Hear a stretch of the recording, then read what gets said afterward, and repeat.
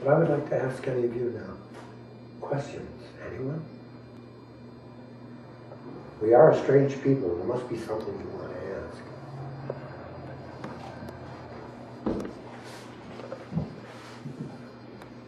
Hey, we like being strange.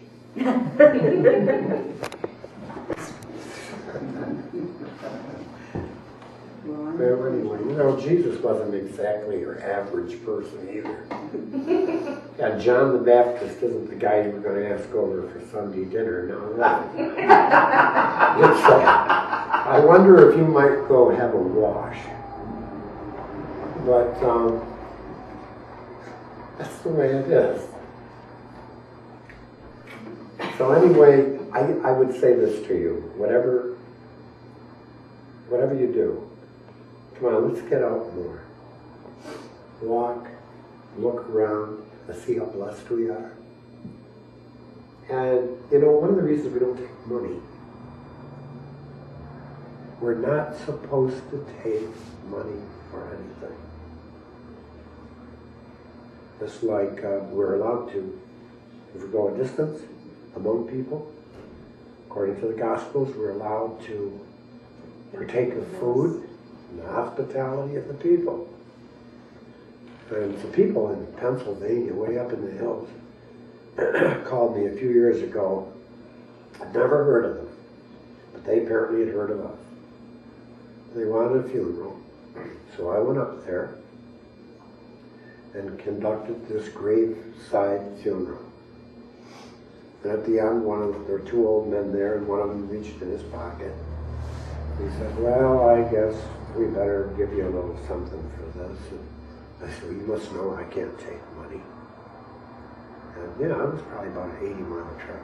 So what? The Lord will provide, right? And I said, "I can't take money for this." And he kind of smiled and looked at the other fellow, nodded his head. He said, "Well, you're damn straight going to get fed." I said, "Great, I'm all for it. We can do that." That's the way it should be. You read the Didache. Why wasn't the Didache put in the Scriptures? Who would ever be able to explain that we weren't living up to? It says right there. If a priest stays with you for 3 days, be rid of him. He's a trafficker in Christ. It said that. He is a trafficker in Christ. If he asks you to make a big meal, if he asks you to make a big meal, the Didache says, do it. And invite him, poor and so forth. But he himself, who asked for it, may not partake of it. Ooh. Yeah. Interesting. You know, it was kind of a way of keeping witch doctory out of the whole thing.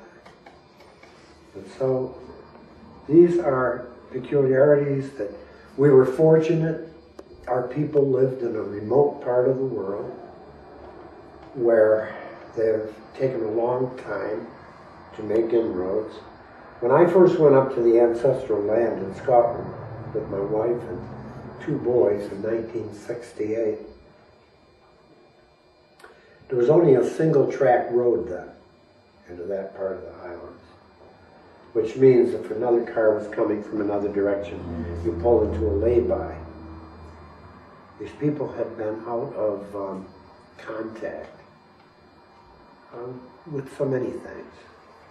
And it's kind of interesting because, well, throughout Britain, really, if you go to Cornwall, another Celtic country, Cornwall is not England. That little part of England that points out toward the Atlantic, toward America, that's Cornwall, and they are Celts. And if you call them English, they'll correct you. They'll say, well, we're Cornish. And they're very proud. And you'll notice that there are crosses so far apart. And they're usually a day's walk apart. And they're called preaching crosses. Because the preaching, the evangelizing people would have a day's walk And then they would be put up in one of the houses there, and the next day everybody would assemble. And so very often in Scotland and Ireland and Wales, Cornwall, you'll find a preaching cross, and then right near it is a church that was built later. But some of them are just still out there in the moors, all by themselves. These great crosses. So it's very, very simple. So anyway, I think that we have a lot to get on with today. There's going to be a couple of ordinations, I understand. Celebration of the Eucharist. If any of you have any questions about what happened in the West Highlands, and how we were isolated and fortunate enough to keep something very ancient alive, fine. And thank you for your interest, and God bless you. Thank you, sir.